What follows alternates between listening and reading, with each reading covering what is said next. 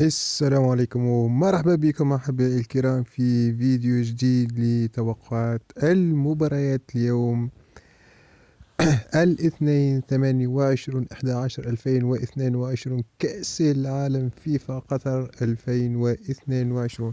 قبل أن أبدأ بتوقعات المباريات نوجه تحية كاملة للشعب المغربي. مبروك مبروك مبروك للشعب المغربي الشقيق بالفوز على المنتخب الكندي وضمان المقعد الأول في يعني الصدارة في دوري المجموعات.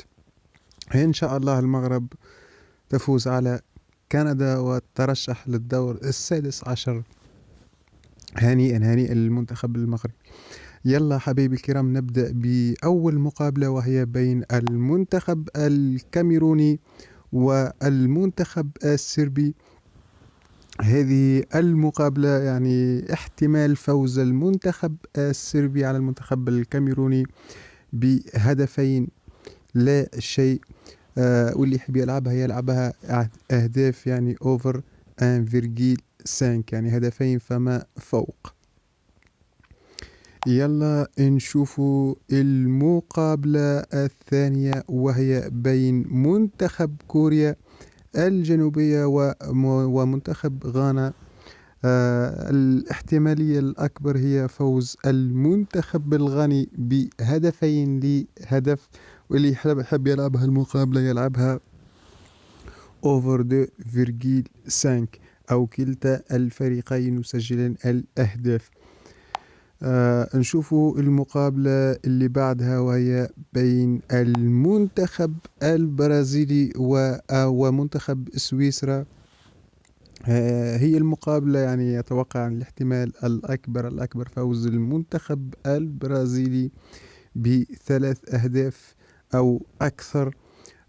وصراحة يعني هي مجرد إحصائيات فقط، ولكن لا فيها هذا الكأس العالم هذا لا فيه لا فريق قوي ولا فريق ضعيف.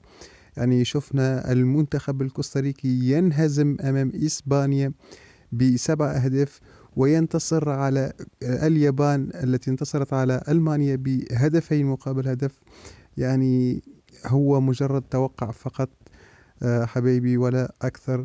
أنا أتوقع فوز المنتخب البرازيلي أو يعني ب3 أهداف أو أكثر. اللي يحب يلعبها يعني أوفر 2.5، 3 أهداف فما فوق. يلا نشوفوا المقابلة اللي بعدها، وهي بين منتخب البرتغالي ومنتخب الأوروغواي. أنا أتوقع هي مقابلة صعبة. أنا أتوقع فوز المنتخب البرتغالي، أو الاحتمالية الأكبر هو التعادل بين الفريقين بهدف لهدف أو هدفين لهدف. هي من الأفضل أنك تلعبها جول، يعني كلتا الفريقين يسجلون الأهداف أو يعني هدفين فما فوق أوفر 1.5. والاحتمالية الأكبر أنك الأفضل تلعبها جول، يعني كلتا الفريقين يسجلون الأهداف. إلى هنا حبايبي الكرام ننتهي في توقعات المباريات اليوم الاثنين 28/11/2022.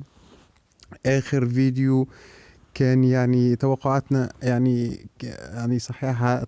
توقعنا فوز المنتخب المغربي على بلجيكا، وانتصرت بلجيكا بهدفين مقابل لا شيء.